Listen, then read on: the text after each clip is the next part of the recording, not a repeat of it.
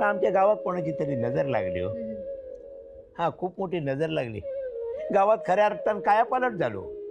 माझ्या गावातली जी काय 22 घरा होती त्या 22 घरात एका घरटी एक माणूस तरी मुंबईत गेलो आणि गावातली लोकवस्ती म्हणजे आमच्या वाडीतली लोकवस्ती कमी झाली. आता तर एवढी प्रश्न पडलो, कोण मेलो तर माणसं मिळणार नाही, कोणाचा बार स्वारलं तर बायका मिळत नाही. प्रत्येकाची माणसं घरातून मुंबईत गेलेली असत. मुंबईत वास्तविक ती तरी काय करतली हो. हा पोट भरूचा साधन नाही ना. आमच्या कोकणात उद्योग खूप असत, साधना खूप असत, पण लोकांना ती कळत नाही का आपण काय करणार सांगा. खूप प्रयत्न केला आम्ही. आता रेल्वे येईल, या उद्या विमान येईल, गाडी धावतात रस्त्यावरून. आणि ह्या कोकणातली लोक असत ना, ती समृद्ध होण्याच्या मागे लागलेली असत, पण मुंबईत राहिलेले त्यांचे जे चाकरमानी असत ते अजून त्यांचं धीर होणार नाही, कोकणात स्थायिक होतो.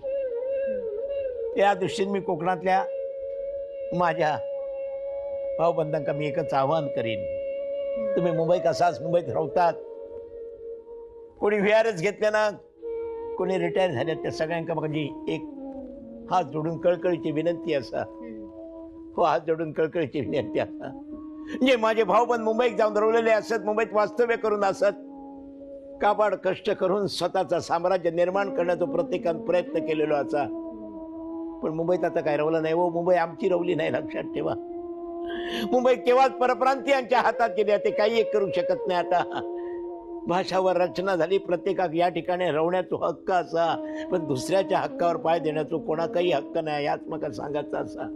आणि या दृष्टिकोनातून माझी मुंबईत केलेली कोकणातली माणसात अशी धडपडतात, अंधारात अशी कडमडतात, कोणा काय मार्ग दिसणार नाही, कारण त्यांना मार्ग दाखवणारा माणूस भेटणार नाही. तर मुंबईत राहणाऱ्या माझ्या चाकरमान्यांका सगळ्यांका हात जोडून विनंती करूची असा, ही तुमची कोकणातली जमीन, ही कोकणातली घरा तुमका जर वाचवची असतील तर येवा. माझ्या गावाल्यानं कोकणातल्या माझ्या भाऊबंधांनो कोकणात येवा, कोकणात वास्तव्य करा, तुमची जमीन तुमची घरा वाचवा.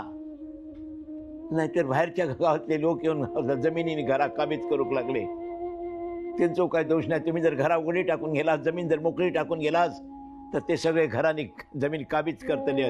आणि काही वर्षांनी तुमची पिढी जर कोकणात रवा केली तर तुमका तांबियो ठेवून सुद्धा जागा मिळतली नाही. म्हणून मका सगळ्यांका हात जोडून विनंती करूच्या, जे रिटायर झाले त्यांनी व्हीआरएस घेतले नाही, त्या सगळ्यांका हात जोडून सांगायचा, येवा माझ्या गाववाल्यांनी, येवा कोकणात, येवा आपला वास्तव्य वाढवा, कोकण वाचवा, कोकण बचाव करा आणि कोकणाचा विकास करा. हा विकास करा, दुर्लक्ष करू नको. होच माझा संदेश आणि होच माझा उपदेश.